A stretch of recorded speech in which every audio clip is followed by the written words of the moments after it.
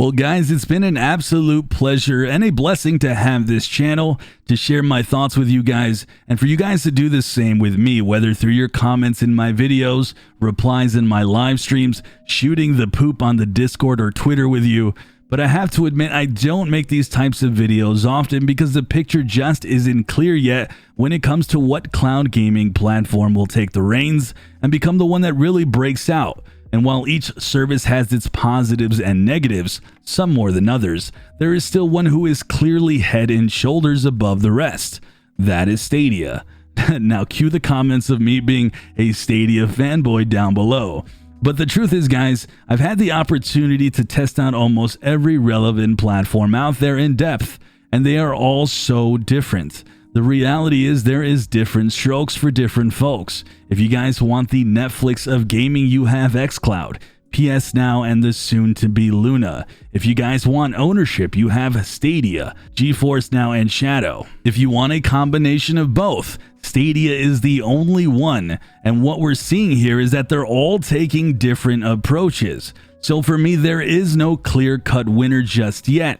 There might never be because the models just don't compete with each other at all. But I do fully plan to compare all these services in the future on this channel. But what this video is going to be about today is for those who are potentially worried about Stadia's future with all the competition. And my honest take is that the upcoming Luna might take a small bite out of Stadia's player base. But Luna is completely hindered by the fact that it's only going to launch in one country and it's going to be a slow rollout beta. Not only that, but early reports are stating that Luna just runs okay.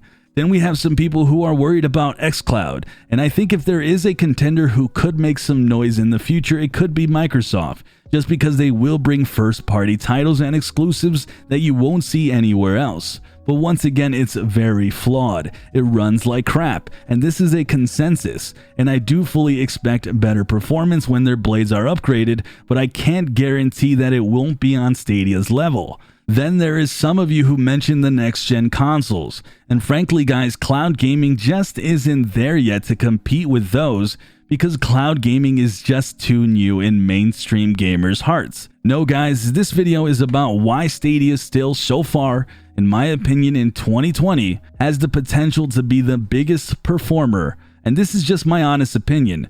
Feel free to disagree and let me know that down below. But for me, no other cloud platform is taking itself like a true ecosystem on its own. So far, I have yet to hear which of these services is going to make cloud-only games. Which platform is going to make games that can only be run with the sophisticated AI or the raw power of combining blades to make some awe-inspiring things like hundreds of players on a battlefield at the same time with next-gen graphics. Only Stadia is going to be doing that. Things that we've never seen before, at least so far. No other service has frankly run as good as Stadia has. I was a doubter of cloud gaming when this channel was even made. I wasn't even convinced that I wouldn't pick up a video game and feel the latency and feel like I was cloud gaming. But the magic of Stadia, to its credit a few others as well, but not as good, give me that feeling of playing on local hardware. But this isn't a video to 100% praise Stadia, because I feel you'd have to be pretty blind to think this has been a smooth ride so far. The biggest issue has been a lack of transparency. Features that have been announced a year ago still haven't shown their faces. Now, because the service is so new and making games on it is also so new to developers, we never know what the heck is happening in regards to games releasing. So people then complain on a consistent basis that the platform hasn't delivered the games they want. And frankly guys, I don't blame them.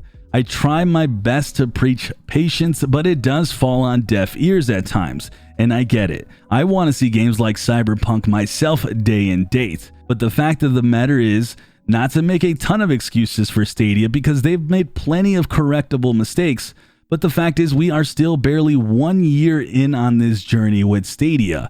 Stadia is just about to hit that 1 year anniversary. And honestly, one thing they never foresaw was COVID and how it was going to change the dynamics, because really I expect that is one of the main reasons we've had such a lack of transparency, because we've seen delays on almost all major games that were set to release sometime this year. You guys can't deny that. But despite all that, as impatient as us gamers are, if you're worried about Stadia, don't be. They are projecting this for the long term, guys. They aren't targeting those hardcore Xbox and PlayStation owners, especially the hardcore PC gamers.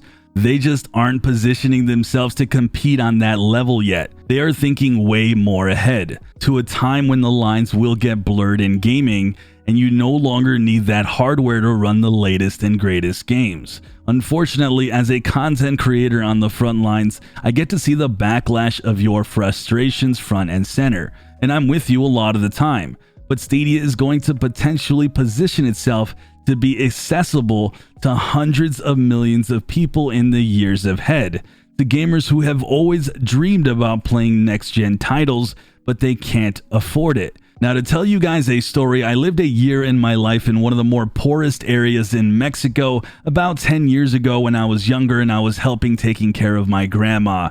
Now, down there, they don't have any access to any of the current consoles, and if they do, they're almost always a generation behind. They barely get by. They're more worried about what they're going to eat the next day. At best, people own an out-of-date smartphone that's about 5 years behind.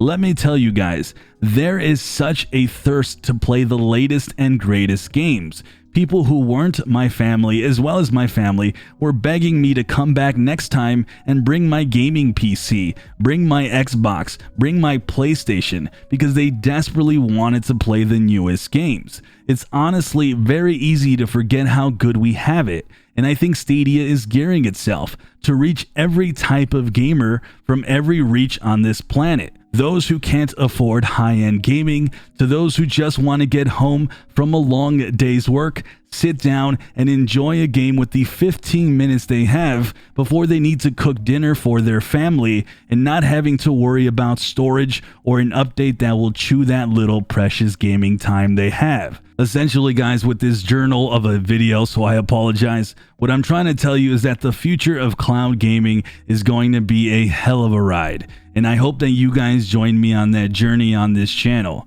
And well, if you're a fan of Stadia and you're an investor with your hard-earned money, feel good about the future, because I sure do. But if you don't, I get it too. And if you want to play the latest console, more power to you. Go do it. Go have fun, because in the end, we're all gamers, and cloud gaming is literally meant to be the most versatile mediums of gaming, period. It will always be there. It will always be easily accessible. And most of all, it's going to be cheap, because you're not worried about spending a dime on that hardware, and you're not worried about that hardware going out of date. Alright guys, thanks for watching this absolute mess of a video. Let me know what you guys think about anything that I talked about in those comments down below. Make sure you guys are subscribed for cloud gaming videos, because that's what I do. I'm Sunny, and I'll see you guys in the cloud.